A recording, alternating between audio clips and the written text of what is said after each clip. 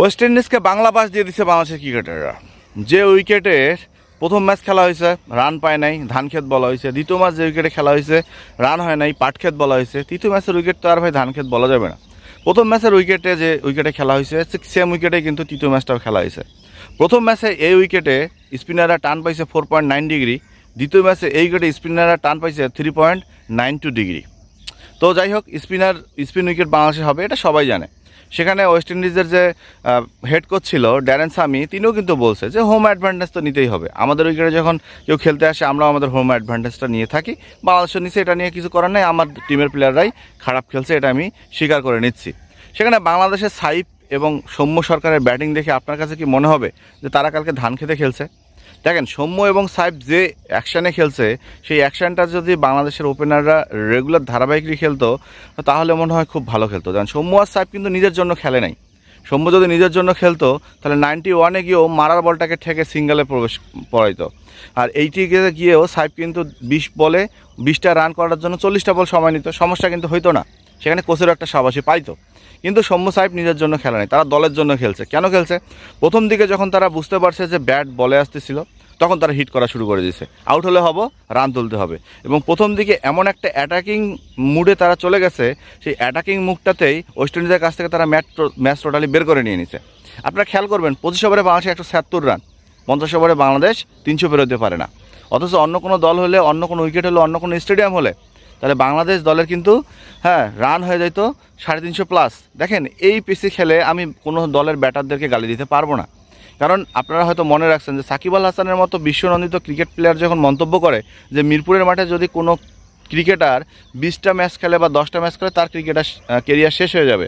তো সেই পিচে গিয়ে আমি কোনো ব্যাটারকে গালি দেবো না, এমনকি নাজমুল হোসেন শান্ত বা হৃদয়কেও আমি গালি দিতে পারবো না। কারণটা হচ্ছে তারা তাদের মতো চেষ্টা করছে, কিন্তু ব্যাটে যদি ভালোভাবে বল না আসে, বল যদি না ওঠে তাহলে ভাইয়া ব্যাটারদের কী করার। কিন্তু সৌম্য এবং সাইফ যে ব্যাটিংটা করছে, যে সাহসী ব্যাটিংটা করছে, এর মানে হচ্ছে এটাই যে সৌম্য এবং সাইফ যখনই তারা বল ব্যাটের সামনে পাইছে তারা তুলে মারছে, যখনই তারা ডাউন দ্য উইকেটে এগিয়ে গেছে হিটিংয়ের বল হিট করছে। সৌম্য সাইফ কখনো ছাড় দেয় নাই, তারা তাদের গতিতে ব্যাট করে গেছে এবং সেখানটায় তাদের যে বিধ্বংসী ব্যাটিংয়ের ইনিংস, সেই ইনিংসে বাংলাদেশকে জয়ের ধারায় নিয়ে গেছে। এবং সৌম্য সাইফকে এই কারণে ধন্যবাদ জানাই যে আপনারা হয়তো বুঝতে পারছেন যে যতক্ষণ ক্রিজে থাকবো ব্যাট চালাবো, নিজের গায়ে শক্তি দিয়ে ছক্কা মারবো, টাইমিংটা শুধু জরুরি, এবং তারা সেটাই করছে।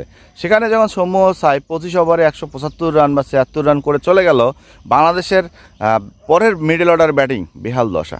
বাংলাদেশের মিডল অর্ডার যে আসলেই ক্লপস, বাংলাদেশের মিডল অর্ডার যে আসলেই অসল, সেটা আবারও প্রমাণিত। দেখেন, তাওহিদ হৃদয়, তিনি তো ভাই ওডিআইকে টেস্ট বানাই খেলে। আমাদের শান্ত ওডিআইকে টেস্ট বানাই খেলে। আমি মানতেছি উইকেট টান ছিল, আমি মানতেছি উইকেট স্লো ছিল, মানতেছি মিরপুরে খেলা। তারপরে যখন একটা ভালো স্টার্ট কোনো টিম পায়, আপনার কি মনে হয় না যে অ্যাটলিস্ট 15 বলে 12 রান সেই দল করবে, মানে প্লেয়ার করতে পারবে? ভাই, রিশাদের মতো ব্যাটারকে যখন আপনি প্রমোশন করলেন, তখন আমার প্রশ্ন হচ্ছে রিশাদ আউট হওয়ার পর কেন নুরুল হাসান সোহানের মতো ব্যাটারকে আপনি 8 নম্বরে খেলাবেন? মেহেদি মিরাজ 9 নম্বরে খেলছে, ঠিক আছে, সমস্যা নাই, কিন্তু নুরুল হাসান সোহানকে কি কখনোই তো নাসুমের আগে বা পরে আপনি অ্যাকসেপ্ট করতে পারেন না? অ্যাটলিস্ট মাইদুল অঙ্কন যখন খেলতে নামছে তখন নুরুল হাসান সোহানকে নামাই দেওয়া উচিত ছিল না বাংলাদেশের?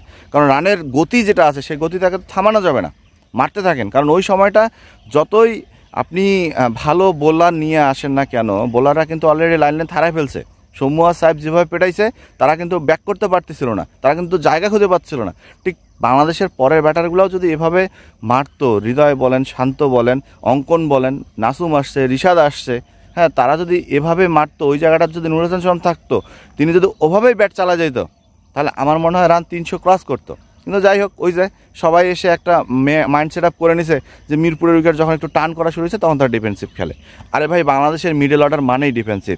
ওপেনিং জুটি যদি 10 ওভারে 100 রান করে দেয়, বাংলাদেশের মিডল অর্ডার সেইটাকে কখনোই 300 রানে কনভার্ট করতে পারবে না। কারণ বাংলাদেশের মিডল অর্ডার মানেই হচ্ছে ধীর গতিতে খেলে, বাংলাদেশের মিডল অর্ডার মানে হচ্ছে অচলতি মাল।